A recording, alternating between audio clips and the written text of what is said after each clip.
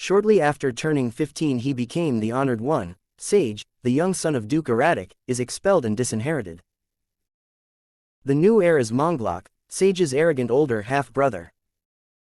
Sage worked hard as the heir apparent to the dukedom, but after his mother passed away and his father remarried, his position within the family changed drastically. His stepmother was insistent on making Manglok the heir, na-id win, so she frequently struck and abused Sage. Sage's father turned a blind eye to the abuse.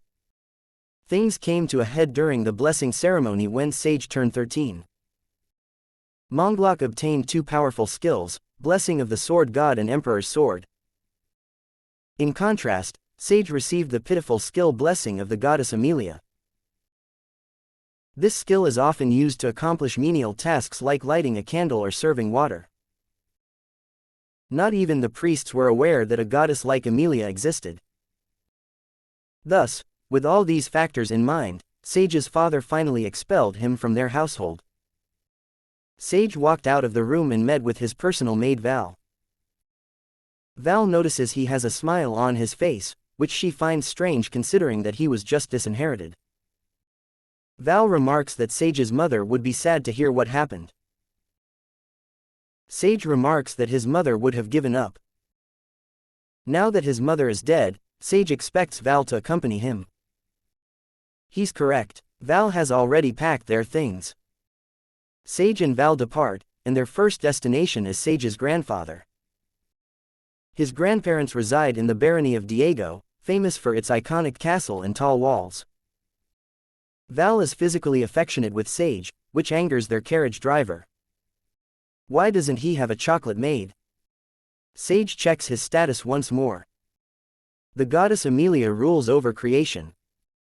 She is generally known as the goddess of creation, not by her name, Amelia. Thus, Amelia is known as the highest of the gods, and if the priest or Sage's father bothered to confirm the details, Sage would have certainly been named the heir instead. If Sage's stepmother found out that he had the blessing of the goddess of creation, she would most likely have him killed to ensure Manglok became duke. Sage wants to build up strength just in case that happens, which is why he decided to flee to his grandparents' territory. The truth is that Sage has no intent to become a nobleman, mainly because he has memories of two previous lives. In both of those lives, Sage was a sage. He's intent on succeeding where he could not. He wants to see the world and experience everything it has to offer. However, he currently lacks the strength to defend himself. Sage arrives at the home of his grandparents. The head butler, Roxwell, still recognizes his young master. He shows Sage into the mansion to meet his grandfather, India's Diego. India's jumps and tries to give Val a warm welcome. Val smacks the old man to the ground. Sage tries to tell India's that he's been expelled, but India's is more concerned of getting taste of the maid. Sage finds it hard to believe that this inappropriate old man is the head of the largest trading company in the country. India's wants a long conversation with him and Val. Sage's grandmother, Maria, encourages him to humor India's a little bit. It's been ages since he last visited after all. The four of them sit down a lounge, and Sage tells them what happened and what he plans to do. He wants to head to the capital to become an adventurer and to leverage his unique skill to work as a healer. His magic is lifestyle magic creation, which is different from the usual, run-of-the-mill lifestyle magic used to serve tea. It is far more versatile, as it includes attack magic. However, when Sage reveals his intent to travel the world, India's refuses. If he goes far away, that means Val would too. Maria strikes her dear husband on the head. She encourages Sage to do as he wishes. Sage and Val head to the capital and visit Johnson, the owner of a real estate company under India's trading company. Sage wants a detached house with cheap rent. Johnson has an idea, but there's just a slight issue. Val chimes in and explains that this house is the property of the Manishas. Val's sudden appearance nearly scares Sage to death. Johnson and Val have known each other for a long time, and though neither wants to admit it, they're both good friends. Sage thinks about how old Val actually is, which she can sense by the look on his face. It's incredibly rude to think about that, so Sage pushes it to the back of his mind. However, just as Johnson was about to explain, the mansion up for sale was the home of the Manishas, who were brutally murdered 20 years ago. The house has been haunted ever since, and everyone who tried to cleanse it or demolish it mysteriously died a few days later. However, Sage expresses his intent to cleanse the spirit himself. Johnson, who is aware of the true nature of Sage's blessing, asks him if he'd be kind enough to. Val playfully teases Sage in front of Johnson, and Johnson yells at them to get out of his shop. Val has no regard for the time or place. Sage and Val visit the Manishas' mansion, whose grounds and amenities are still remarkably well kept. Sage feels like they're robbing the real estate company by paying just 3 silver coins a month for such a lavish mansion. The agent remarks that there's a reason why it's so cheap. Sage can sense an ill omen emanating from the mansion. Every other nearby property has already been torn down. The agent has no idea what Sage will find inside. It's all up to him. Sage takes the key and opens the gate. The moment they step into the mansion grounds, they are met by an eerie pressure. Even Val, a renowned combat maid, is unsettled by it. Sage uses his creation magic to use enemy search, which allows him to see hostile targets in the area. He counts 7 entities inside the house, all of whom are evil spirits. Sage wants to confirm with the agent that they won't raise the price of rent if they somehow exorcise the spirits. The agent offers to show him a cheaper property in that case. Upon hearing this, Sage threatens to leave unless the agent agrees to 5 silver coins a month indefinitely. The agent relents. However, Sage also demands 5 gold coins as a reward for exorcising the spirits, reasoning that the ensuing property development of the surrounding area would allow them to recoup their losses. Sage gets the deal he wants. Sage and Val walk up to the mansion door and enter it for the first time. The interior is still pristine. Almost immediately, the door slams shut behind them. The wailing of a ghost starts threatening Sage, and Val steps forward to defend her young master. She repels all the energy bolts aimed at him, one by one. Val asks Sage if he has a plan. Sage replies that it isn't much of a plan. He casts Holy Barrier over a wide area, a spell he was able to use in his past life, but thanks to the blessing he received, it is at his disposal once more. The spirits in the area are slowly cleansed by Sage's barrier. This also lets him see what he's dealing with, 6 high ghosts and a single powerful leech. The leech spouts nasty curses at Sage and it appears hopeless to try and reason with it. However, Sage appears to understand the leech, though it isn't apparent to Val. Eventually, Sage comes to understand the leech and what happened to him. Their cases aren't that far apart. The leech asks Sage to find his murderer and bring him to justice. However, this is easier said than done. Even though the leech claims to know what the murderer looked like, it's been over 20 years. Val suggests taming the spirit instead, if he doesn't want to waste time solving a 20-year-old murder case. Val senses that the spirits wouldn't be able to go to heaven anyway. Sage stretches out his hand and does as Val suggests. He tames the leech. The next day, a man named Derek knocks on Sage's door and informs him that breakfast is ready. Derek is Val's newest butler, as well as the leech he tamed the day before.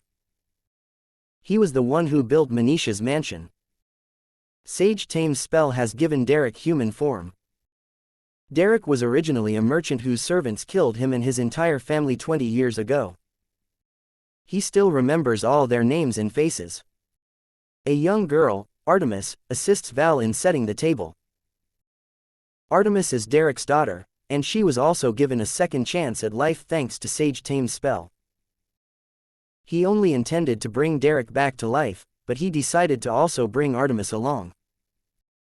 Both Derek and his daughter are now able to move freely, and the curse was lifted from the house. Sandor, the real estate agent, also began buying up the adjacent lots, as other business owners don't know that the ghosts are already gone. Sage has also thrown away his old noble name. He is no longer Sage. From now on, he is simply Sai. With new friends and a new base of operations, Sai begins his next step, to open a clinic.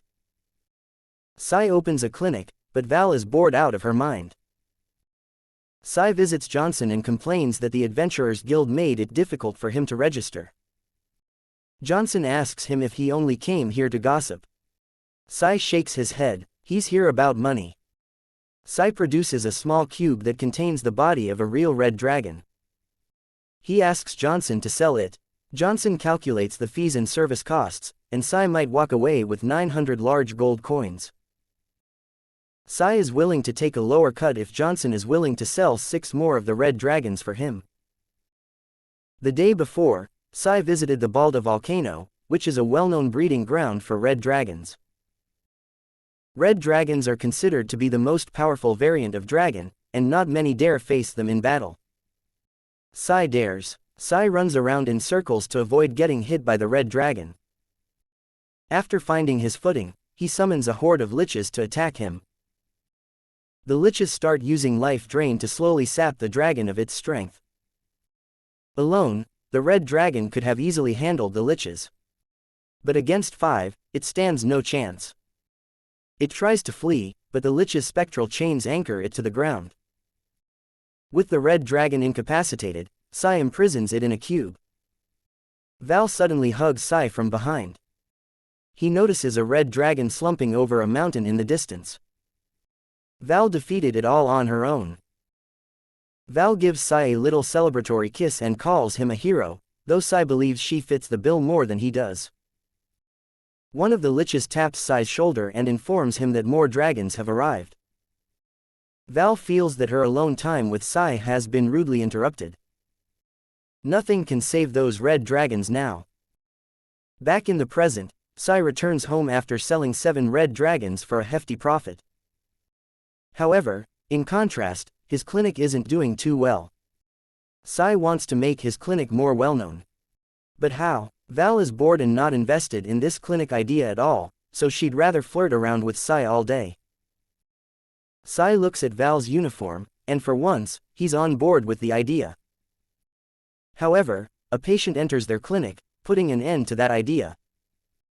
The man asks if the cheap prices they're advertising outside are true.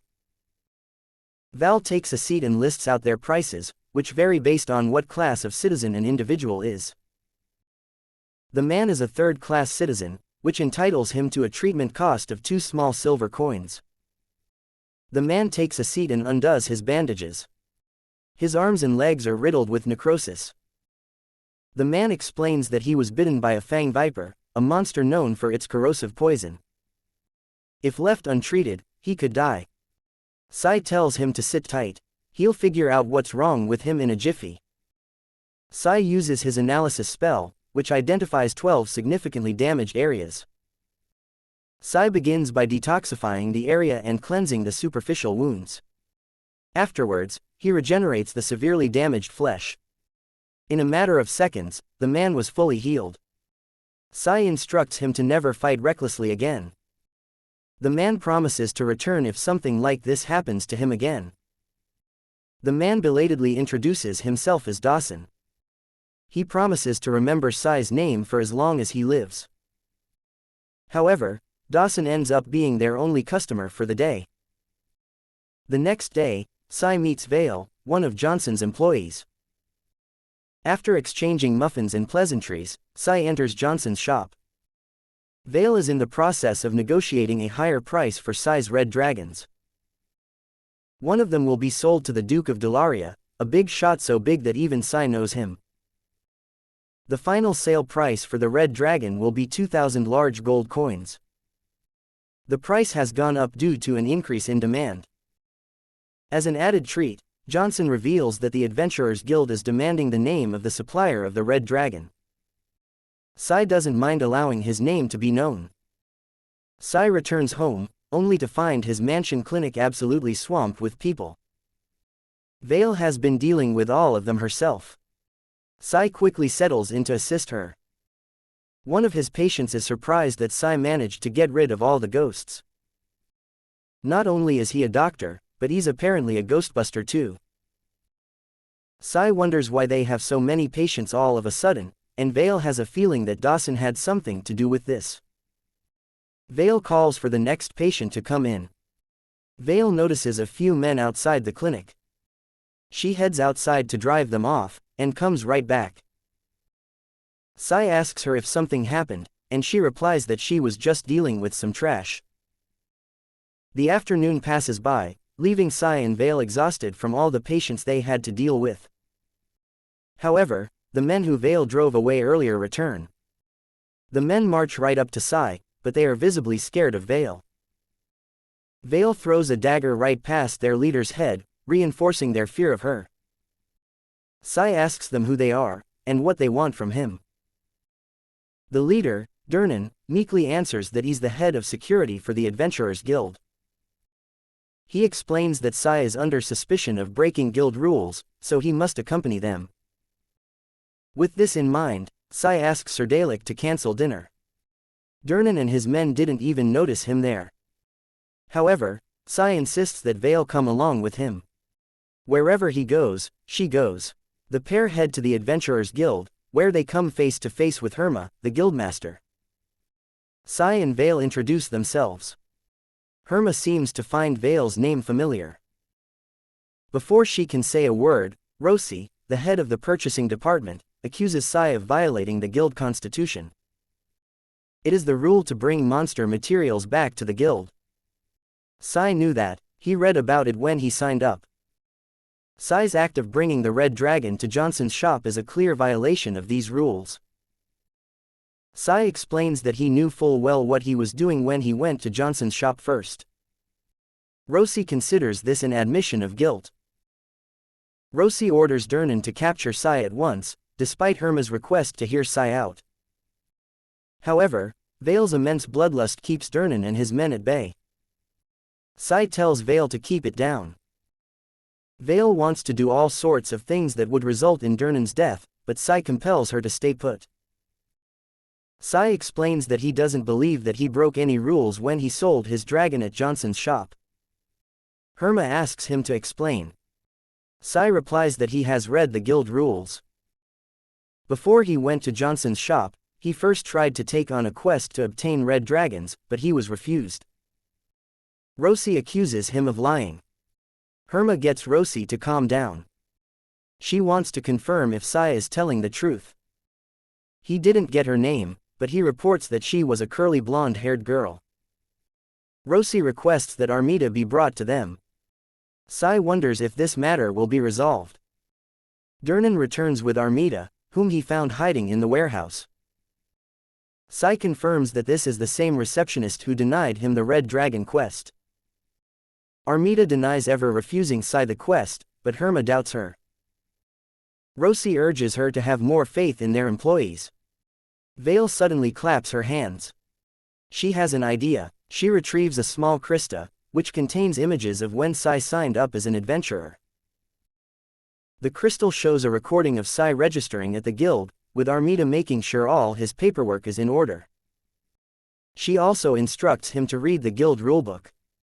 She hands him his new guild card after everything is processed. Sai immediately requests to take on a quest to gather red dragons, but she deems Sai unfit to take it on.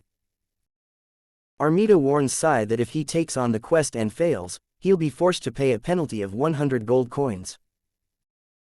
Sai doesn't mind paying the penalty, but Armida refuses to assign it to him, even though there are no restrictions preventing him otherwise. Sai accepts that Armida refuses to give him the quest, and Armida is happy that he finally understands. The crystal shuts down, and now everyone is caught up to speed. Herma orders that Armida be brought into custody. Rosie stands in Durnan's way. She admits that she was the one who instructed Armida to hide in the warehouse and lie, but she insists that her judgment was correct. All she did was prevent a novice from taking on a difficult quest. Rosie blames the nobleman who posted such a difficult request to begin with. Herma apologizes to Sai for all the confusion. She promises that a full investigation will be conducted. Sai accepts the apology for now. He leaves, so he can finally eat. Val asks him if he's satisfied with this, and Sai replies that he's just happy to get the apology he deserves. All that he needs now is a good bargaining chip. 3 days later, Sai and Val return. Herma details the punishment she doled out. Rosie and Armida will be on probation, while Dernan, Herma, and the other receptionists who kept quiet will receive pay cuts. On top of all this, Herma offers 100 gold coins for Sai's troubles. This is an exceptional amount even by Sai's standards. It just shows how willing Herma is to maintain her guild's reputation. However, Sai offers an alternative form of compensation, one that would reduce the staff's punishments as well. Sai doesn't want the gold. Instead, he wants information. He asks her if she's familiar with Manisha's mansion. Herma is aware, and she's also aware that Sai had a hand in cleansing it. Sai is hoping to find some leads related to the case, but Herma explains that she only came to the capital after the incident occurred. Several arrests have already been made, though nothing conclusive has happened since. Stolen items from the mansion never surfaced either. Sai asks her to think carefully. Why were only the Manishas found dead?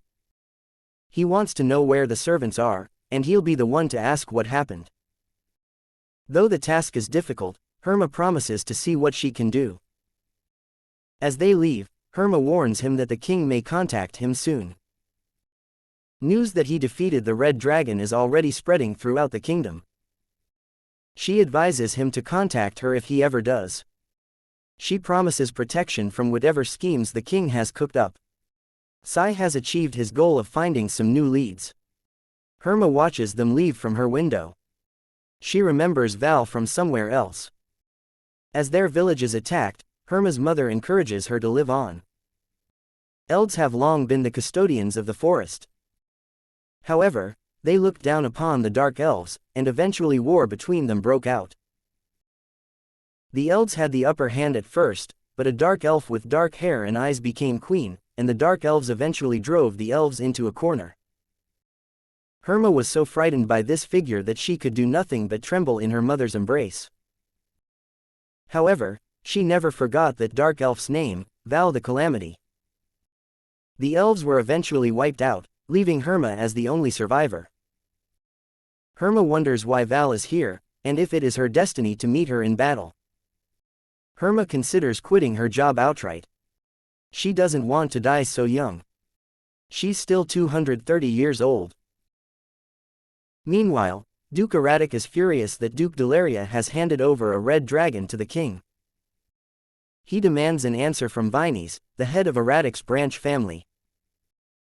Vines replies that he is at fault for being unable to procure a red dragon for the guild.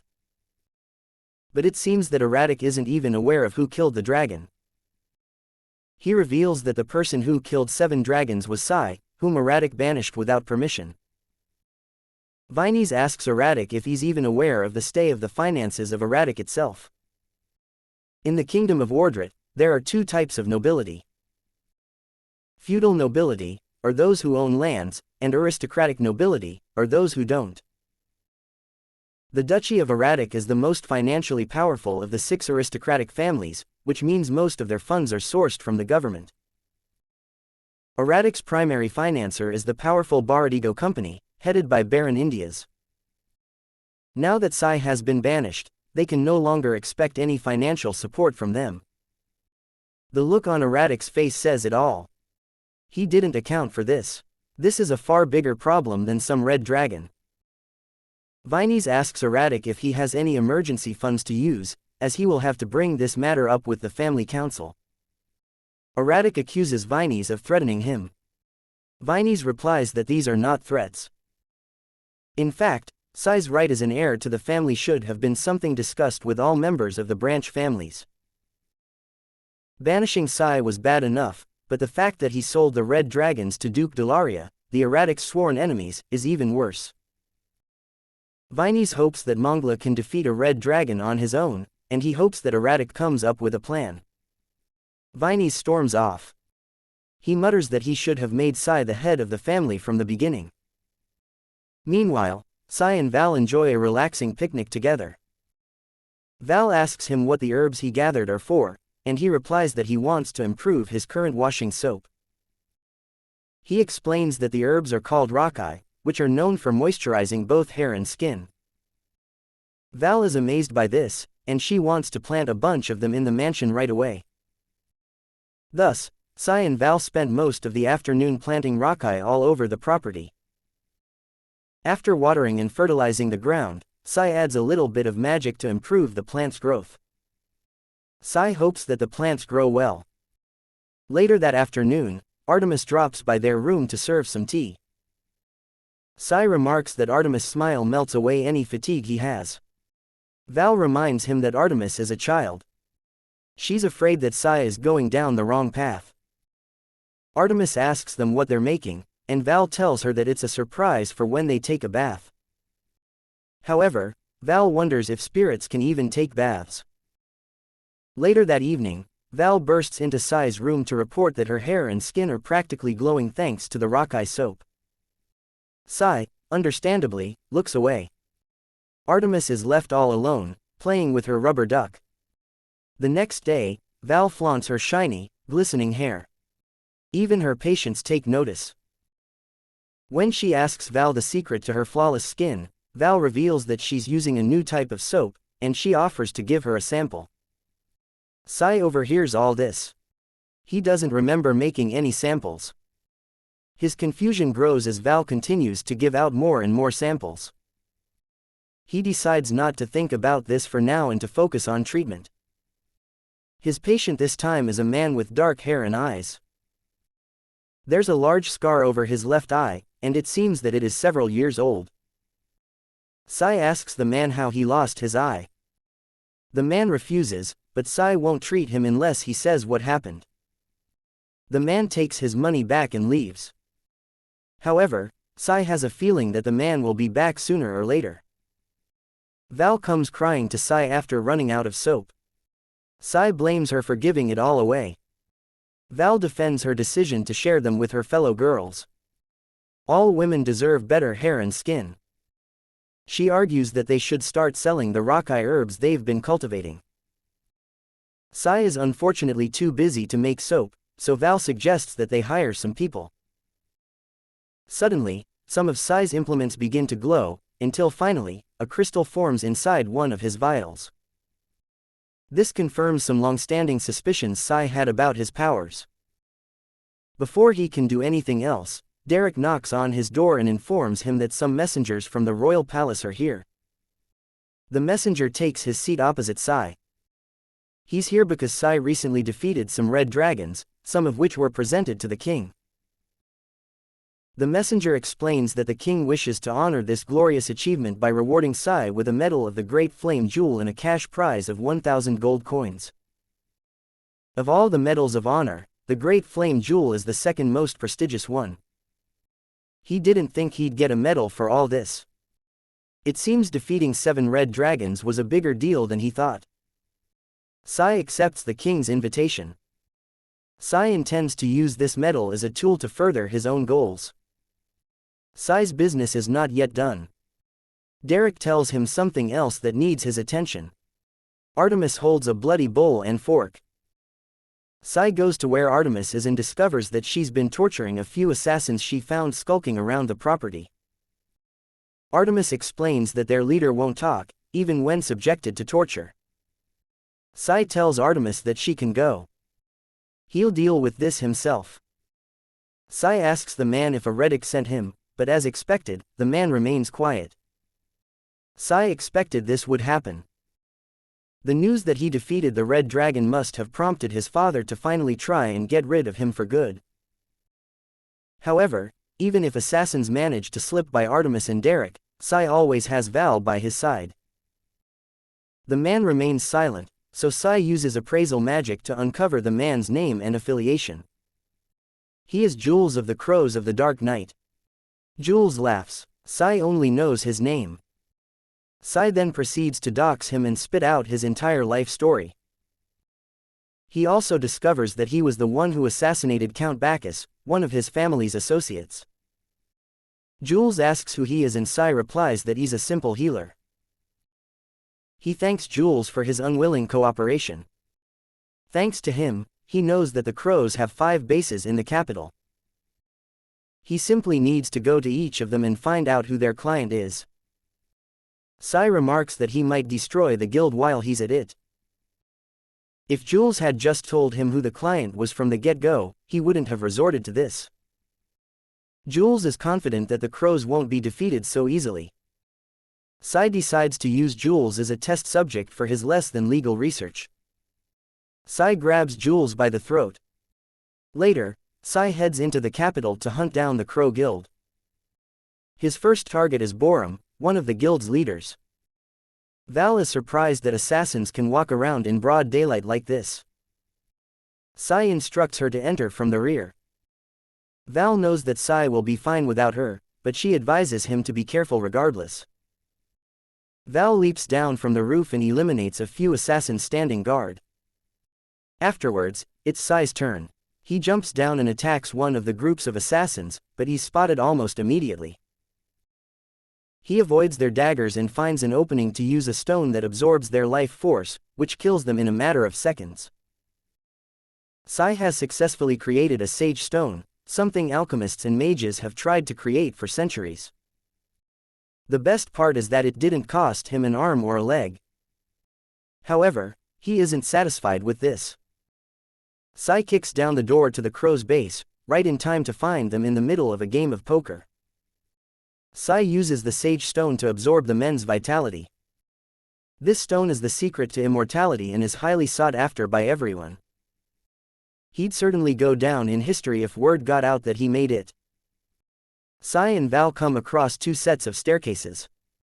Val goes up, and Sai heads down. Almost immediately, a knife jumps out of the darkness. Sai only manages to defend himself with his own sword. After a brief exchange, the man jumps back. Sai remarks that he's their guild's target, but the man doesn't know who he is. However, based on the man's stance, Sai can tell that he was once a royal knight. He doesn't deny it either. Sai and the assassin exchange several blows, and they seem evenly matched. Unfortunately, only one of them has a legendary artifact. Sai uses the sage stone to absorb the assassin's life force, killing him in mere moments. Sai slaughters his way through the Crow's base until he reaches the boss's room. Borum confirms that it is. Borum's bodyguard attacks Sai, but Sai traps him in a holy barrier. Borum never imagined his highly feared and decorated guild would fall into the hands of a mere child. Borum taps a pressure plate with his foot, which activates a trap door beneath Sai. Unfortunately, Sai can fly. Something that simple won't work. Borum tiredly asks Sai if his aim is to kill him, the boss. However, Sai has ascertained that Borum's real name is Jaggaz. The real Borum is the little girl next to him. Jaggaz tries to play dumb. Why would a little girl with a slave collar be the boss? Borum tells him that it's fine. She steps forward and tries to reason with Sai. She's willing to give him the information he needs, but she asks him to spare her life. If she dies, the orphans she is raising will be left to die. Sai tells her that it's useless to try pretend to be nice now. Borum bats her eyelashes and asks Sai to let her go again. But he won't fall for it. Borum realizes that her charm skill isn't working. The jig is up. Borum falls back. Sai's divine protection shielded him from her charm magic. Sai uses his sage stone to absorb their vitality, prompting Jaggaz to shield Borum from it. Jaggaz can't believe that Sai seems to be invulnerable. After mere seconds, Sai succumbs to the sage stone's effects. Borum is horrified to watch her faithful subordinate die. Sai compliments Borum's loyalty. Out of respect, he offers Borum a choice. She can become his subordinate or she can die. Despite her other subordinates' insistence that he can still fight, Borum decides to take the deal. She'll become Sai's underling. Sai warns that he'll give her a fate worse than death if she ever betrays him. To finalize the deal, Sai uses a contract spell. Val catches up to Sai just in time to find him collecting another girl for his collection. Borum, the big boss of the crows, happens to be a dwarf. She's far older than Sai is. As agreed, Borum surrenders all information she has about the client who tried to kill Sai. All of the crow's assassin groups have also been dismantled. Instead, they are now Sai's personal intelligence gathering core. At the same time, all the orphans under Borum's care have been released, but Sai intends to put them to work making soap for him. He'll also give them an education so it's not slavery. Borum suggests Medius for the job, the same man Sai fought in the hideout. He survived being sucked dry by the sage stone. Medius was dismissed from the Royal Knights after arguing with a superior, and not long after, his wife and child died due to an illness. He ended up working for Borum as a result. Despite his scary face and troubled past, Medius loves children. Borum thanks Sai for helping the children. From now on, they're friends. Val, Derek, and Artemis go about their morning duties. It's an unusually chilly morning. Winter has come. The man who sought out Sai's treatment returns. He reluctantly gives his name as Potos. He doesn't know who his father is, and his mother is probably out drinking. He lost his eye after the son of an aristocrat popped it out. Sai examines Potos' injuries and fortunately, he finds that they can be cured. He asks what Potos hopes to do after being healed, and he expresses his desire to become an adventurer. He asks Potos if he'd like to work under him instead. It'd be impossible for Potos to fight with a farmer's skill. Potos grabs Sai by his collar and accuses him of trying to take advantage of him. Sai orders him to let go. He bluntly tells him that it's impossible for him to become an adventurer. His skills aren't enough to fight demons. As a doctor, Sai doesn't want his patients to die meaningless deaths.